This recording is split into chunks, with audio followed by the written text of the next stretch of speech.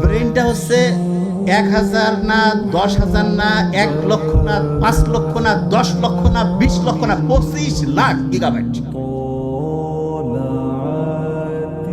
এখানে শেষ না। পজিটিভ জিনিস যদি ঢুকাইতে থাকি এর ক্যাপাসিটি আরো বাড়বে। ওই যে হয় না জেনারেশন, কি জানি আইফোনের হয় না 15, 13, 14 আছে না, ব্রেইনের জেনারেশন চেঞ্জ হয় কিভাবে? পজিটিভ জিনিস ঢুকাবো, জেনারেশন আপডেট, পজিটিভ জিনিস ঢুকাবো, জেনারেশন আপডেট, পজিটিভ জিনিস দেবো, জেনারেশন আপডেট, অটোমেটেড। আর কয় না যে ভাই মোবাইল স্লো হয়ে গেছে, অনেকের ব্রেইনও স্লো হয়ে গেছে। কিভাবে? ওই যে শয়তানি ঢুকছে। যখনই ব্রেইনে শয়তানি ঢুকবে ওর ক্যাপাসিটি আস্তে আস্তে ডাউন। অনেকে কয় না যে ভাই ছোটবেলায় খুব পড়তাম, খুব মুখস্থ হইতো, এই ভার্সিটি ঢুকলাম, তারপরে কি হয়েছে ভাই, ব্রেন কাজ করে না। কয় ভাই ব্রেন মনে হয় পচে গেছে।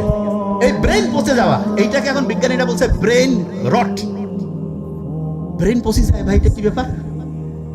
ব্রেইনের মধ্যে হচ্ছে ওই যে শয়তানি বদমাশি ঢুকলে ব্রেন পচে যায়। আচ্ছা, একজনের ব্রেন পচছে কিনা এটা কি বাইরে থেকে দেখার কোনো বুদ্ধি আছে? আছে। কিরকম যে ভাইটা কেমন বুঝতেছে, ব্রেন পচে গেছে, আমরা এটা বুঝতে পারবো? হ্যাঁ বুঝতে পারবো। কিভাবে?